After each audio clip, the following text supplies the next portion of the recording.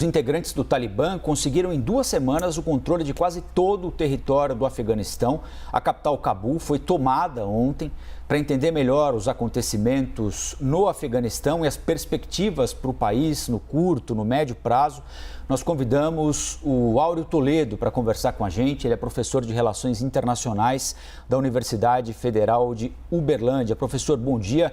Muito obrigado pela entrevista aqui para a CNN. Eu gostaria que o senhor nos explicasse, acho que uma dúvida que muita gente tem, como é que depois de 20 anos a partir da invasão em 2001, de ocupação dos americanos, de forças militares dos países mais desenvolvidos do mundo, com seus exércitos muito bem estruturados, 20 anos depois, os talibãs, em 2 semanas, conseguem retomar o controle do país. Não foi possível estruturar nenhuma força de segurança ao longo de 2 décadas para, no mínimo, oferecer alguma resistência maior ao avanço dos talibãs, professor?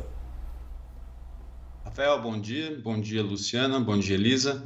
Primeiramente, obrigado pela oportunidade. Respondendo objetivamente a sua pergunta, o problema da reconstrução do Afeganistão é que ela custa dinheiro. E o dinheiro houve um investimento, foram mais de trilhões de dólares, mas o grande problema foi o seguinte: esse exército afegão de mais de 300 mil homens, ele custa, além de custar caro, quem o financiou foi os Estados Unidos. E o financiamento do exército afegão depende de dinheiro externo, porque o Afeganistão não tem receita própria para custear. Então, boa parte dos investimentos que o Afeganistão faz, boa parte do orçamento do Afeganistão vem de ajuda externa. A receita própria é pequena. À luz disso, é um país que está totalmente dependente. Ele é dependente crônico de ajuda externa. Então, ele vai flutuando a ajuda externa, o país vai ter mais ou menos dinheiro para fazer os investimentos. No caso do Exército, você construir um exército de mais de 300 mil homens apenas com ajuda externa, isso é impossível de ser feito, impossível de ser sustentado no tempo. Então, você tem o primeiro ponto que eu chamaria a atenção, tem a ver com quem paga essa conta. Era ajuda externa e essa ajuda externa não é constante, ela flutua. E o segundo ponto, que eu gostaria de também chamar a atenção nessa questão, é que todo esse treinamento, o treinamento desses exércitos vem de fora, e sustentar isso com consultores externos, isso ia custar muito para o governo afegão, e com o governo afegão tendo dificuldades para custear outras partes da sua reconstrução, saúde, educação, infraestrutura, sem o fluxo direto de recursos, ia ser sempre problemático no longo prazo. Professor, Elisa, falando com o senhor, obrigada, viu, mais uma vez, por conversar conosco. Eu gostaria de poder ter as suas explicações aqui como um professor e habituado a explicar isso, porque para a gente que está aqui no Ocidente, todas as informações que chegam de lá já são informações feitas e interpretadas por ocidentais, né, e não por orientais. Então, a gente também tem o nosso olhar condicionado como uma região essencialmente eurocêntrica, com todas as nossas crenças cristãs. É difícil, é muito complexo a gente conseguir olhar para o Afeganistão e entender exatamente o que está acontecendo. Então, para o povo afegão, o que significa de fato essa tomada de poder pelo Talibã? Tudo bem que a gente tem visto imagens de desespero no aeroporto Minha Nossa, realmente é desesperador. Mas, de fato, o que significa quando a gente observa pelos nossos olhos daquilo que a gente entende que é democracia? Bom, eu acho que para te dar uma resposta adequada, eu tenho que fazer um rápido retorno histórico. O Afeganistão, a formação do Estado no país, ela sofreu desde a sua origem interferências externas. Você teve a primeira pressão dos britânicos pela Índia, depois a pressão dos russos por cima. Ao longo da história, no período da Guerra Fria, foi uma série de intervenções, para vocês terem uma noção. Na década de 70, eu estava dizendo sobre a questão do exército, a ajuda externa do Afeganistão, em algum momento, ela custeou 90% das despesas do país. Então, vocês vejam que a interferência externa no país é algo muito profundo, que marcou a história desse país. Um ponto importante que também vale a pena chamar a atenção aqui é que esses problemas, portanto, que o país passa agora, são problemas que não são, digamos assim, eles não surgem por geração espontânea do Afeganistão. Envolve essa dinâmica de diferenças internas no país, as diferenças, por exemplo, de cidades como Herat, Kandahar, Cabul, existem diferenças grandes entre elas. Algumas cidades têm um perfil, digamos, mais liberal, algumas são mais conservadoras, algumas regiões no país. Então, você tem toda uma mistura de coisas ali que nos ajudam a começar a tentar entender por que é um cenário tão complexo a situação no Afeganistão. Então, esse seria um primeiro ponto. Há uma história muito longa que nos ajuda a entender, a pensar por que a situação está do jeito que está. E um segundo ponto, a gente tem que tomar muito cuidado também com um ponto que você chama a atenção, Elisa, a questão de como é que a gente vai julgar a situação no Afeganistão à luz de valores, normas, instituições ocidentais. Durante 20 anos, os Estados Unidos disse que iria levar levar ao Afeganistão democracia, uma economia orientada ao mercado. Tudo isso era a promessa após os atentados terroristas de 11 de setembro de 2001. Não foi entregue. Isso não foi entregue. E outro ponto que chama bastante a atenção é que, com isso em andamento, com todo esse processo de reconstrução não sendo entregue, porque a opção dos Estados Unidos foi o quê? Foi fazer o que eu chamo de militarização do processo. Você optou por entrar no Afeganistão para buscar a Al-Qaeda e capturar o Bin Laden. Esse era o grande objetivo. A reconstrução ficou em um segundo plano, num primeiro momento, e depois ao longo de todo o processo. Então, você teve uma militarização muito grande e uma exclusão de atores políticos importantes no processo de paz, que se começa com os acordos de Bonn em 2001. Os acordos de Bonn, realizados na Alemanha, tinham como meta criar uma nova Constituição e trazer a paz para o país. Houve a exclusão de atores importantes, o Talibã foi um deles. O Talibã tem que pagar por todos os crimes que cometeu ao longo do período de 96 a 2001, porém é um grupo que tinha um apoio relevante na sociedade. Ainda que nos últimos 20 anos tenha perdido algum apoio entre jovens, sobretudo, ele teve esse apoio ao longo dos 20 anos, de 20 anos do conflito, mas foi excluído. E essa exclusão permitiu que o grupo, durante muito tempo, ele teve que ficar escondido nas regiões montanhosas do país, sobretudo na fronteira com o Paquistão. Porém, quando os Estados Unidos começou a deixar de investir, começou a fazer uma saída despreparada, sem pensar nas consequências a longo prazo, o que nós tivemos foi uma queda muito rápida, associada ao que eu disse no começo, a um exército muito grande, que precisava ser pago, sobretudo com ajuda externa, com recursos externos, e que o governo não tinha condições de sustentar isso tão logo a ajuda acabasse. É um momento de exposição, professor, da fragilidade democrática do Afeganistão, evidente. Bom dia, Luciana falando aqui.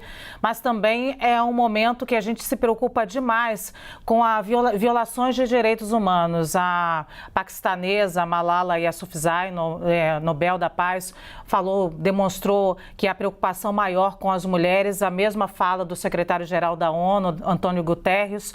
E aí eu lhe pergunto, esse retrocesso em relação aos direitos conquistados pelas mulheres pode ser imediato? Essa é uma das questões que mais me preocupa, Luciana.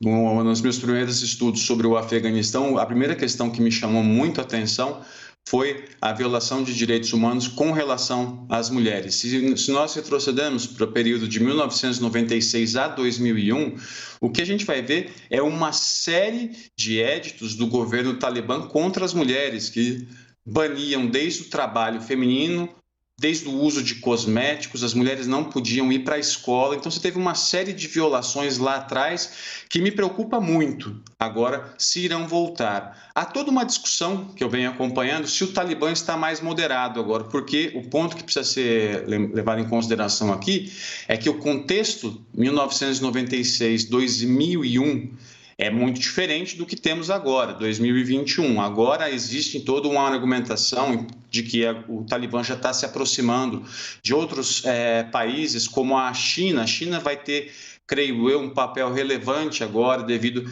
a interesses chineses econômicos no país, particularmente com relação aos minérios que existem no Afeganistão.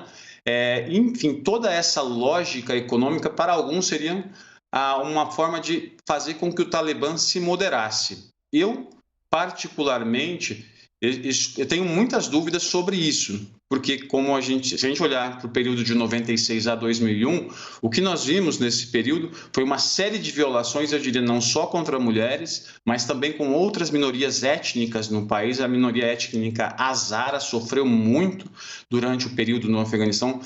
A gente encontra documentado práticas como, por exemplo, etnias como os Hazaras usarem faixas amarelas no braço para serem identificados. Então, a gente tem esse problema histórico. Eu me preocupo muito com isso, sobretudo pelo fato de que, se é possível, não dizer se o Talibã está moderado. Eu tenho dúvidas, eu preciso avaliar isso ao longo do tempo, porque essa lógica agora de o Talibã se moderar para conseguir o apoio externo, porque o país vai precisar disso, vai precisar de novos recursos. A China vai ser um país importante, alguns apontam para a Índia também.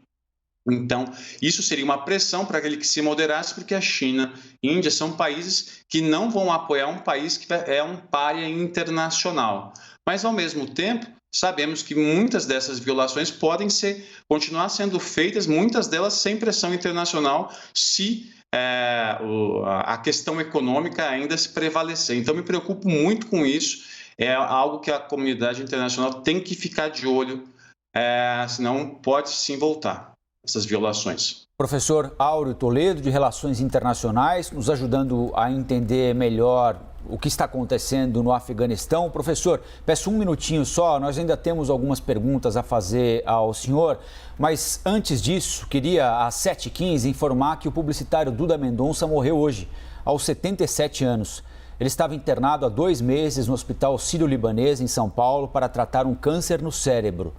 Duda Mendonça ficou conhecido nacionalmente por comandar diversas campanhas políticas vitoriosas em eleições. O principal trabalho dele foi o que conduziu Luiz Inácio Lula da Silva à presidência em 2002. O marqueteiro político também fez campanha para nomes como Paulo Maluf, Marta Suplicy, Ciro Gomes.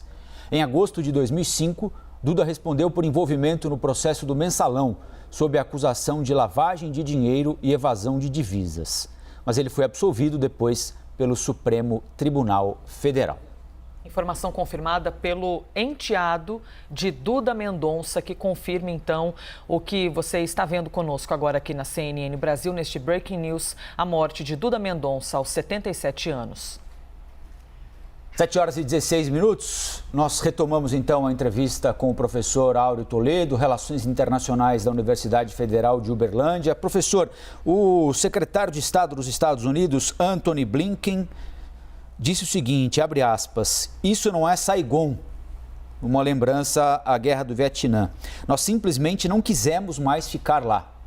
Daqui a pouco, às 11 da manhã, pelo nosso horário aqui, de Brasília, tem uma reunião do Conselho de Segurança da ONU em Nova York.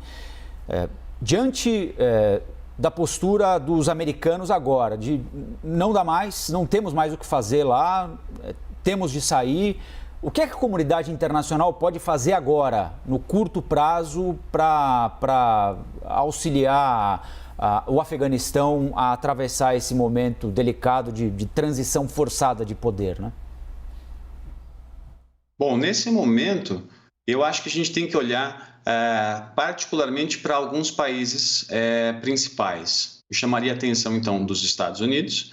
Os Estados Unidos agora, como a gente pode ver, estão deixando o país e argumentam que, olha, não estamos lá porque não queremos. Esse é um ponto, mas ainda assim há algumas questões, por exemplo, de interesses dos Estados Unidos, tudo que o país já fez lá, de investimentos, de recursos, enfim, que ainda vão precisar ser equacionados. Então, seria um ponto, os Estados Unidos ter deixado o Afeganistão é um ponto, mas ainda existem alguns interesses lá que precisam ser equacionados. O segundo país que eu chamo a atenção é a China. A China tem interesses econômicos no Afeganistão, e esses interesses econômicos agora, para eles serem alcançados, eles precisam para que se concretizem, vão precisar de estabilidade no país, né? Salvo engano, existem 2 projetos chineses no Afeganistão, um mais envolvido com óleo e outro com minério, que tiveram que ser suspensos devido à instabilidade no país, antes mesmo do que a gente está vendo agora. Então, a China tem interesse, mas ela quer um Afeganistão estável e que não lhe cause problemas. Então, a China acho que será um player importante aí no futuro do Afeganistão.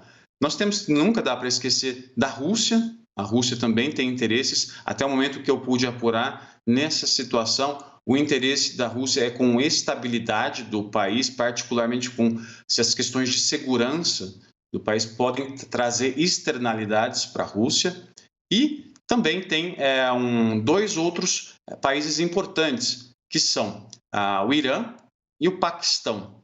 O Paquistão agora, muito influenciado pelos chineses, tem interesses diretos ali. A fronteira entre Afeganistão e Paquistão é uma fronteira, enfim, que durante muito tempo abrigou boa parte do Talibã, quando os Estados Unidos comandavam o país. E no caso do Irã, há um interesse também, além de questões comerciais, mas até onde eu consegui apurar, existe também a questão de refugiados afegãos que podem passar pela fronteira do Irã. Há toda essa questão, inclusive numa situação em que a gente tem o Irã, até onde eu estou conseguindo apurar, tendo dificuldades para lidar com, por exemplo, com a pandemia de Covid, e todo esse fluxo de pessoas transitando ali na fronteira é algo que chama a atenção do país. Isso seria um ponto, então, do entorno regional. Esse é um ponto que eu chamo muito a atenção, porque, para mim, qualquer tentativa de estabilização do Afeganistão depende do entorno regional. Durante muito tempo, os países vizinhos ao Afeganistão não eram os melhores amigos dos Estados Unidos, né? Então, agora, com os Estados Unidos fora, esses países vão ter um papel central ali. Isso me chama a atenção. No caso de organismos multilaterais, num primeiro momento, o que eu chamaria a atenção é com a questão humanitária. Vocês estão vendo aí as imagens do aeroporto de Cabul, enfim, a gente teve casos também de muitas pessoas querendo sair, né, fugir do Afeganistão e precisando de visto, né? Uma das coisas que me chamou muito a atenção foi uma reportagem que saiu recentemente falando da dificuldade de tradutores que ajudaram os americanos no Afeganistão e estavam tendo dificuldade para conseguir os seus vistos para sair do Afeganistão. Então, tudo isso me aponta para um fato de que, num curtíssimo prazo, eu acho que o que a comunidade internacional tem que fazer é uma pressão e vigilância para que as violações de direitos humanos, e particularmente mulheres e minorias, isso não seja agravado. É uma situação muito preocupante. Professor, muitíssimo obrigada pela gentileza de vir aqui nos dar essa aula, nos ajudar a compreender um pouquinho mais a respeito das questões no Afeganistão. Então, agradeço ao professor Áureo Toledo, de Relações Internacionais da Universidade Federal de Uberlândia. Muito bom dia, obrigada mais uma vez. Obrigado a vocês, bom dia. Obrigado, professor.